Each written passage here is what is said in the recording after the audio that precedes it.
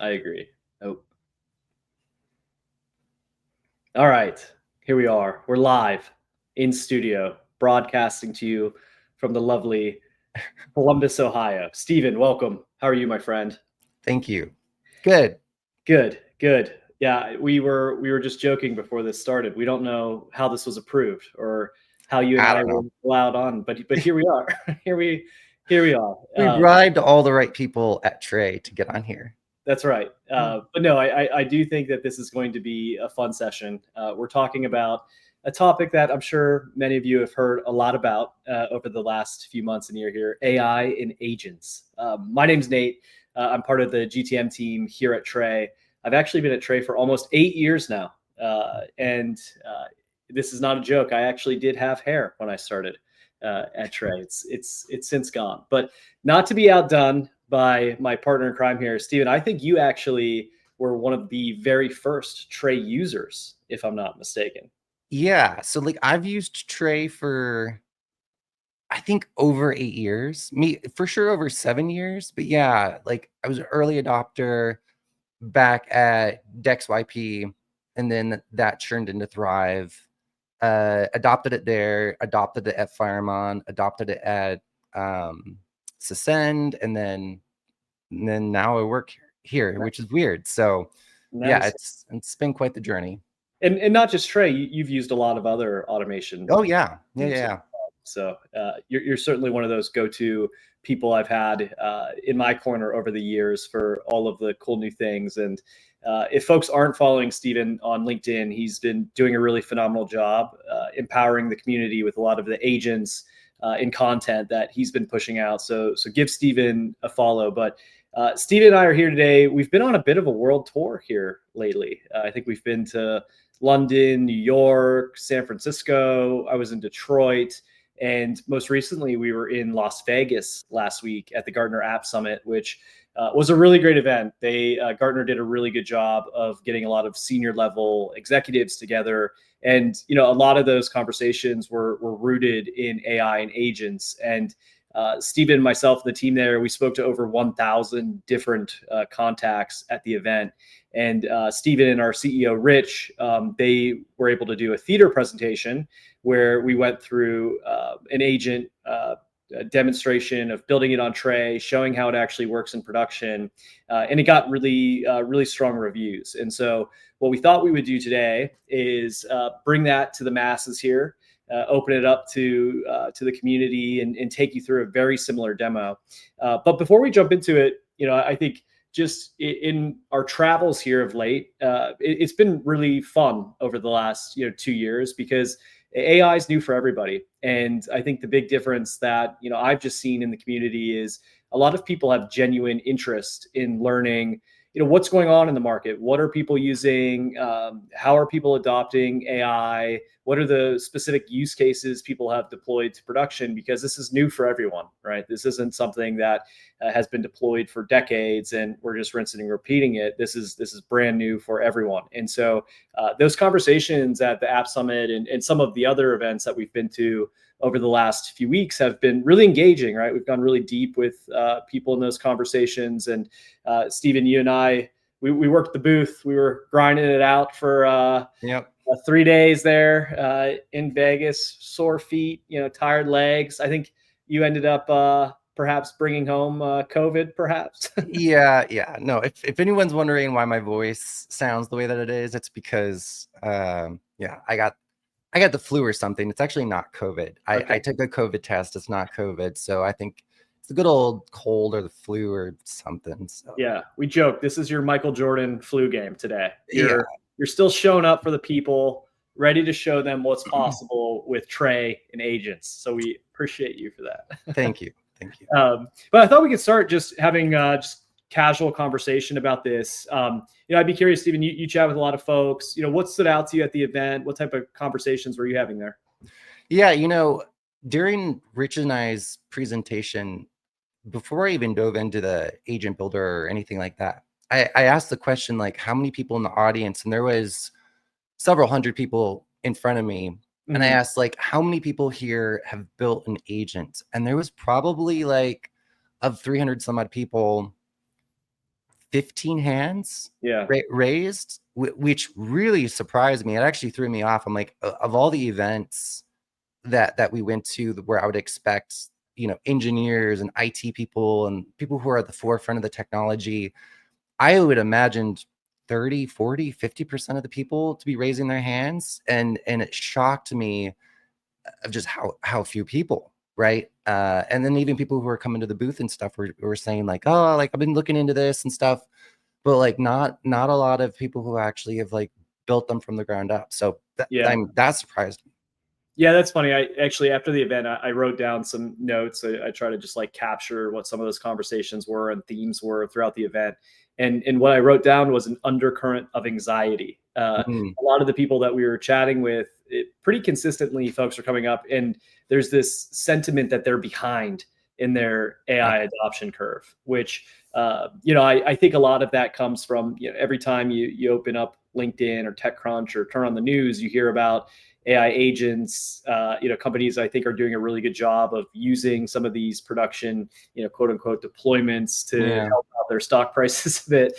Sure. Talking about the productivity gains, but yeah, there was certainly this anxiety around, we're behind and we need to catch up to our peers, and that started a transition, and certain folks are at different parts of their maturity curve, of course, in terms of AI adoption. But I would say the one thing I was hearing a lot fairly consistently, and I don't know if you're hearing the same, was it feels like a lot of people are turning on tools like Microsoft Copilot, Google Gemini, OpenAI Enterprise, or even chat tools like Glean. And that's kind of the easy button right now, right? It's like, okay, we've got AI now. And, in my opinion, that's the very beginning of the journey, right? That's just the tip of the spear. That should be table stakes at this point, turning some of those chat assistants on.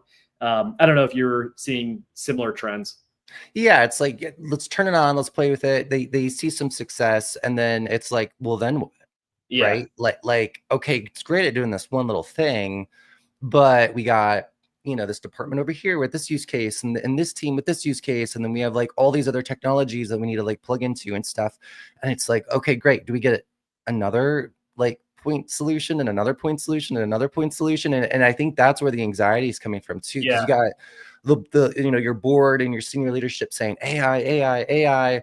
And that's kind of like Wall Street screaming at you, and then you got Main Street, the people who are just like trying to implement this stuff, and just it's a lot to take in.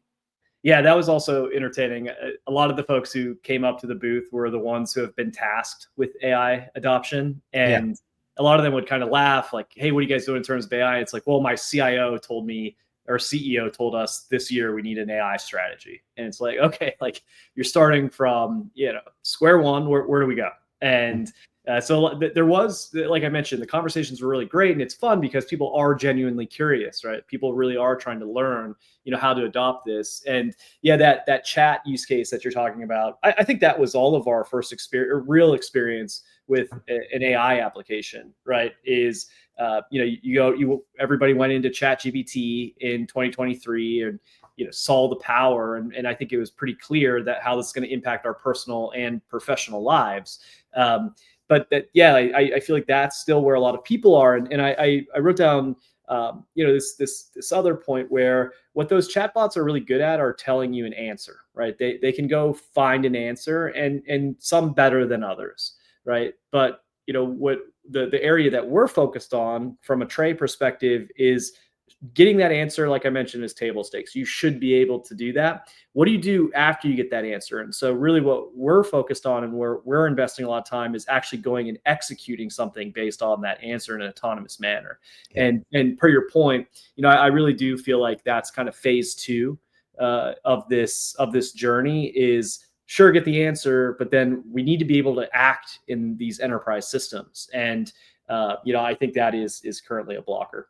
Yeah, for sure. It's and you need something that's flexible, that works for everybody with the right guardrails, versus having maybe one solution for knowledge, one solution for taking action, and then it needs to live, wherever if it's an internal use case, wherever your employees are living, or if it's an external use case, wherever your customers are living. So you gotta have that flexibility.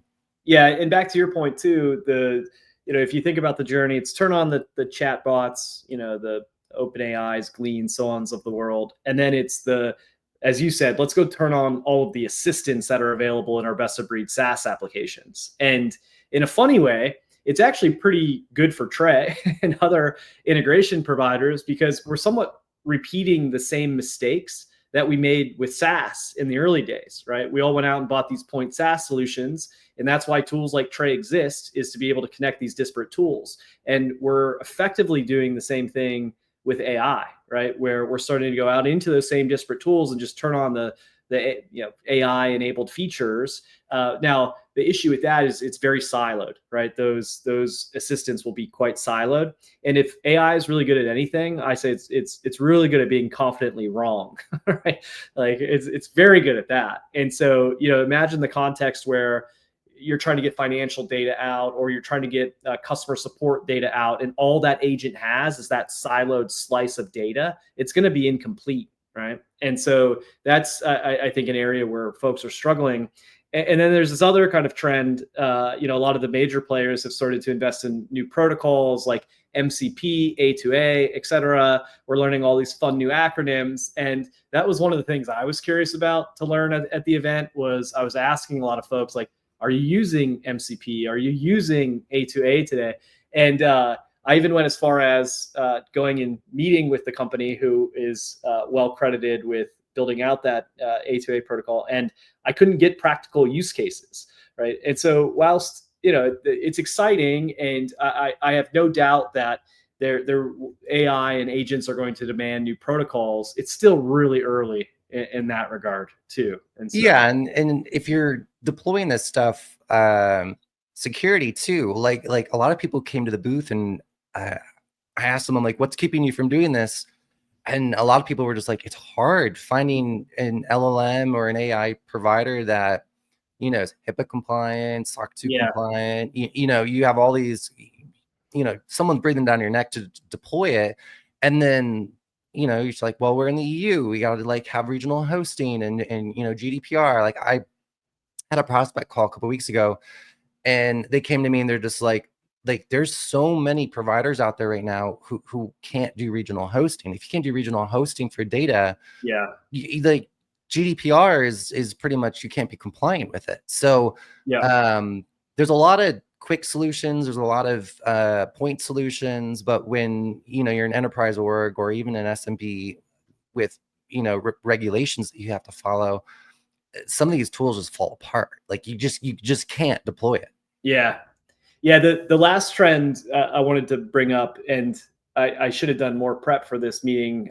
For those of you who don't know, Steven is a Salesforce trailblazer, and he's had billboards of his face in San Francisco wearing the infamous Trailblazer hoodie.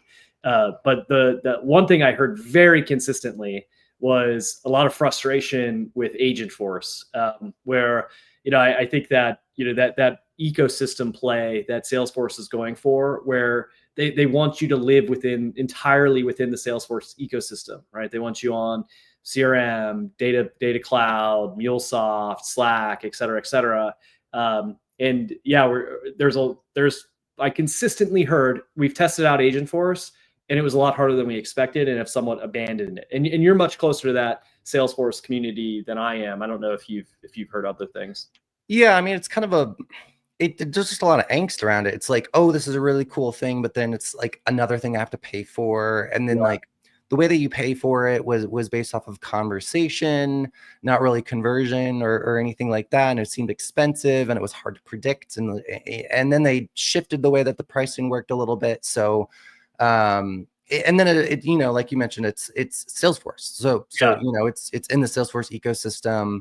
Plugging into other systems and taking actions outside of Salesforce is very difficult. So it's like, do you want to adopt a technology that just further gives Salesforce or anyone really more leverage at renewal to like, hey, we have your data, we have your automations, we have your agents now. So like, if you're a business, having that data in your possession versus someone else's possession, is going to become more and more important, especially with agents. Like if you think your data is important, your model as a business in the future is probably going to become more important than necessarily the data. So yeah, I mean, it's another point solution that does decently good things within Salesforce, but then kind of falls apart when you want to plug into other systems or tools, or, you know, dare I say, migrate to another CRM, in which case you got to build everything from scratch again. Yeah, which I think is a good transition to where, you know, from a Tray perspective, a lot of the conversations that we were having with folks who are curious and learning more about agent deployments and why, you know, we're bullish about our positioning in the market from an agentic perspective is, if you think about what we've built over really the last decade, is a connectivity platform. And so one of the things that Tray does really well is we connect to systems. And when it comes to agents, that's really important for three reasons, in my opinion. One is getting the knowledge, right? So being able to go into those systems like Google Drive or Box or Notion or wherever your knowledge store is, and accessing that knowledge base. Secondarily is connecting to the LLMs, right? So one thing that is very consistent is everybody's using multiple LLMs right now, right? It took us probably a decade or more to get to a multi-cloud environment, right? Where people running, you know, 2 or 3 different hyperscalers, but most people started multi-LLM, right? Where it's very common to have, you know, they have a deployment of OpenAI, Anthropic, and maybe they've tuned some, you know, open source model along the way. And so Tray also allows you to bring in any LLM that you want to use, right? And perhaps you want to use different LLMs for different agents. And for us, that's really no problem. But then the third piece, and the most important piece, is providing these agents with the tools to be able to act in those systems, right? And I think that layer, a lot of people are still, that's where I think most are falling behind right now. Is I think it's pretty easy to get to that knowledge use case, right? And be able to answer questions with some of your enterprise data, of course, but then being able to take actions like updating tickets, updating a field in your CRM, you know, requesting time off, right? All of those things that we do as employees on a day-to-day basis. That's where the Tray agents really start to differentiate. So, Stephen, I know you've spent a lot of time with our customers deploying these agents already. I know we have several really great customer examples, but you yourself have been deploying a lot of agents. Are you seeing any consistent use cases that seem to be bubbling to the top right now, or at least a good place for people to get started? Yeah, you know, I have a couple that I can share here. One I made for Gartner, so I can highlight that one, and then another sales ops maybe use case too. And for anyone hearing any banging on Nate's side, he's got some house construction. Oh, so can you hear it? Oh no, a little bit. it's supposed to be muted. No, you're good. At least electricity's on still. Yeah. But yeah, let's do that. I think that would be cool. We certainly want to be able to show people some product here. So why don't you take it away? Sure. Yeah. All right. All right. All right. Cool. Can you see my screen? Yes, we can. All right. So this was the one that I did at Gartner's, right? So the use case here is just to kind of set the stage. You know, every organization has an IT team, and you have tickets that are coming into the IT team for either internal tickets, you know, things like, you know, my computer won't turn on or something like that, or external tickets coming in from your customers. And there's a lot of things that come in regularly and often where a ticket is so similar to another ticket, and you already have internal documentation on it. So why not train an agent on your SOP documentation of just common issues, have that be your first line of defense before escalating to something like a human. So this is just an example, and you can deploy this agent anywhere, right? So you could pick up emails, and that could kind of trigger the agent to kind of manage your ticketing system. It could be deployed in something like Slack or Teams, or even SMS was, you know, the deployment channel that I used at Gartner, just because it was easy for people in the audience to scan a QR code and interface on their phone. But just to kind of show you what this could look like, on the left-hand side, I have my agent. So I'm going to just kind of chat with it here. And then on the right-hand side, I've got my Jira board here live. So if I come in here and say, help, my computer won't turn on. What's happening here is this request is being sent off to my agent. My agent is reviewing that internal documentation that it has of like common use cases, common issues that might happen. And then what it's going to do is it's going to create a ticket here on my Jira board. So here my computer won't turn on, troubleshooting needed. And then it's going to come back to the end user with solutions, right? What are the solutions that we need to do to like walk through the person? So here are things like hold the power button for 10 seconds, unplug all external devices, remove the battery, and then what it can do is also, the last step here is gather additional information, right? So like computer make, model, when it last worked. So I can come in here. It's a MacBook Pro. I like that the AI model just recommended to turn it on and off. That's Well, it's actually, well, I fed it some the documentation, right? So it has some grounded context of like what I would recommend that we do, but yeah. So MacBook Pro 2025, and I can do like last worked Friday or something like that. Yeah, so, this use case, Stephen, we did a survey a couple months back where I think we surveyed around 1,000 or so different IT leaders, and we call this an ITSM use case, an IT service desk management use case, and this actually was the most popular use case that people are deploying from an agentic perspective right now. Yeah. So here I provided some additional context. So then here, if I click into the ticket, you can see it added the comment here for the details that I gave it. So, then now it can maybe be picked up by a human, or let's say it solved my problem, and whether it was actually the battery, I pulled it out, put it back in, and I can come in here and say, got it working. I think all set. So this is a flag to say, hey, you know what, this ticket is complete. We don't actually have to escalate it to a human. So it moved it to the done status. So all of this happened without needing to bring in a human. So like that first line of defense being AI, it can be a really powerful time saver to IT teams as they think about maybe moving into the next generation of like deployments and managing both internal cases and tickets as well as external. Yeah, and just to double down on this, like we were talking about earlier, those chatbots probably would have been able to do that first part of say, hey, like turn your computer on and off, or here's the manual. That part's pretty easy to do.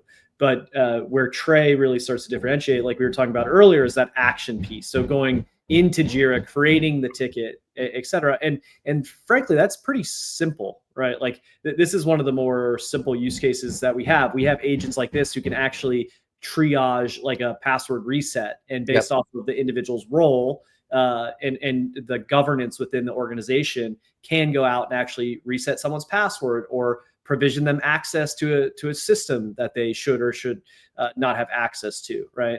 So there's a lot of cool use cases that go beyond just updating the Jira ticket, which in itself saves quite a bit of time for people, right? And there's a really great quote. Notion's one of our customers, and we were with Jalal. He's their head of business systems there, and he spoke at at one of our conferences recently, and he had this really great line that I've been repeating, where he said that their goal at Notion is to empower people to focus on their craft, not chores, right? And I think that mindset right now where AI is a great mindset to have, right? Focus on your craft, not chores. Like updating, triaging tickets in Jira for anyone who's had to do it is terrible and painful.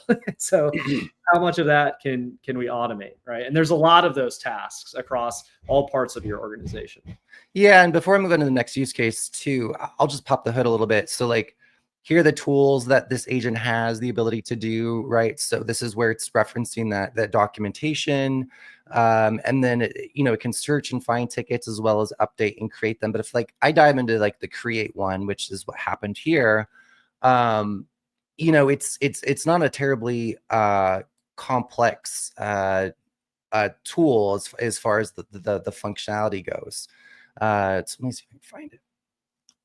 My computer is not loading it. So, but it's like essentially just one step in a workflow. So it's not like a ton of different steps kind of dangled together essentially to do a task. And the other thing too that's worth calling out is those tools that we've given to the agent. The agent, it's not deterministic, right? When that prompt, Stephen wrote a prompt, right? My computer won't turn on. Well, where the LLMs coming in and kind of the intelligence here and the agent is starting to play out is it's looking at the tools that it has access to and self-selecting what it should use to execute said task, right? And I think that's a really important distinction as well, because a lot of quote unquote agents that I see in the market right now are just workflows, deterministic workflows, which we've been in that market for over a decade, and these are different, right? We're giving the agent tools, and the agent itself is using its knowledge base and guidance to know which tool to use to execute said task, which is quite different than a deterministic workflow. Yeah, not just using which tool, but like also when they can start to work together, right? So like, maybe it can look up a record, and then if it finds a record, update the record. So, there's a lookup tool and then an update tool, but there's also a create tool. So if it looks it up and it can't find it, it can then use the create tool versus the update tool. And then each tool can be leveraged more than once. So, they can be leveraged in any order and then as many times as is needed to essentially complete a task. So like, I could come in here and say, create, 2 tickets, and it would create 2 tickets all within, one go, leveraging that one tool twice. Yeah, so, I think something else that's worth calling out as well is these agents don't have to be kicked off by a prompt, right? They could also be kicked off by a webhook or some other action taking place.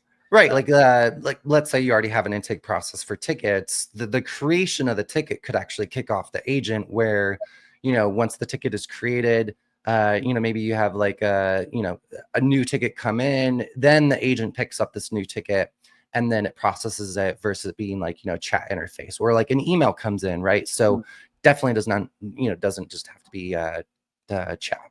Yeah. So, hey, this is all well and good. ITSM use case. This looks awesome, but I'm not in IT, right? So this isn't that interesting to me, Stephen. All right.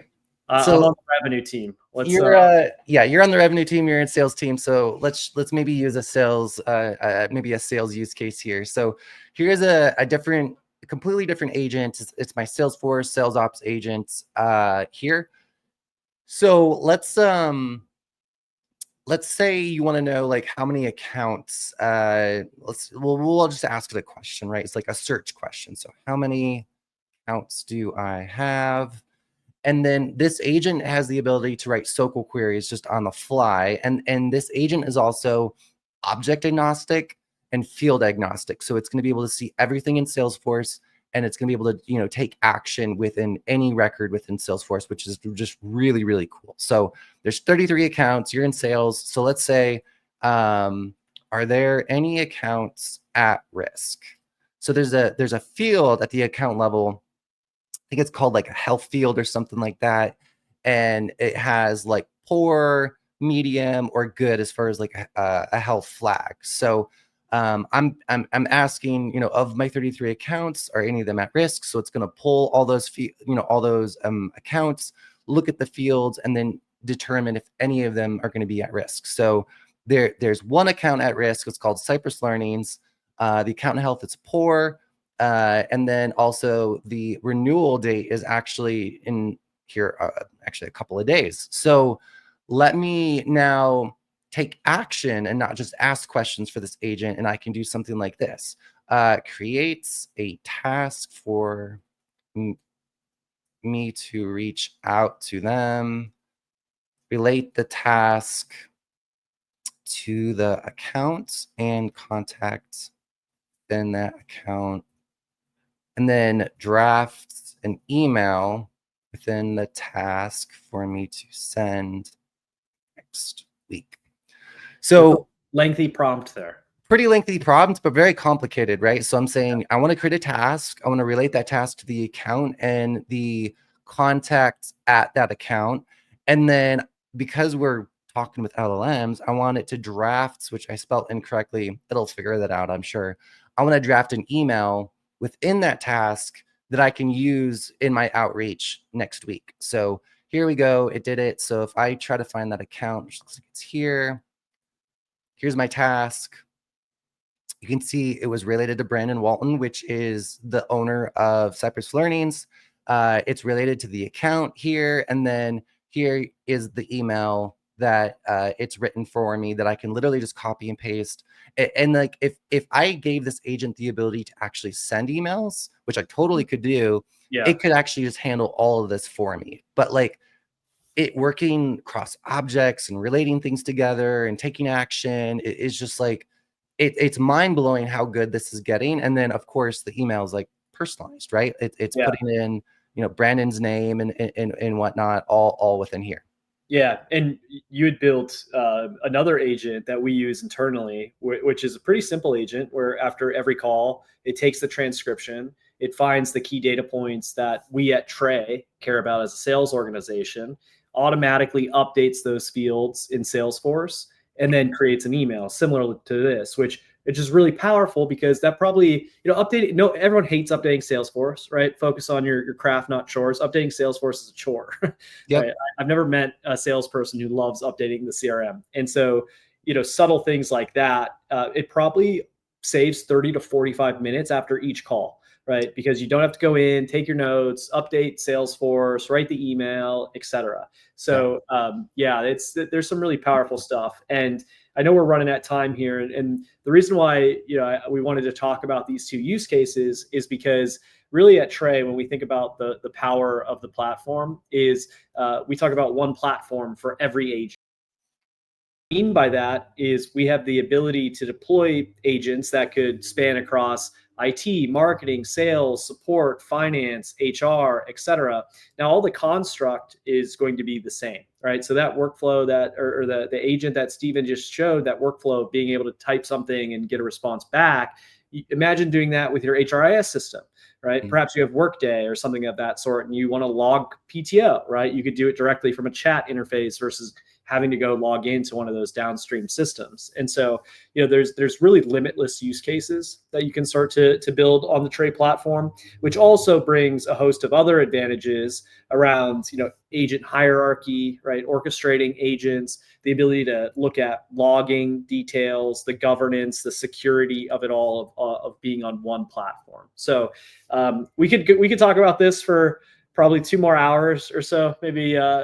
If we did an okay job, maybe they'll allow us to do this again, Steven. But we have a few resources in the comments.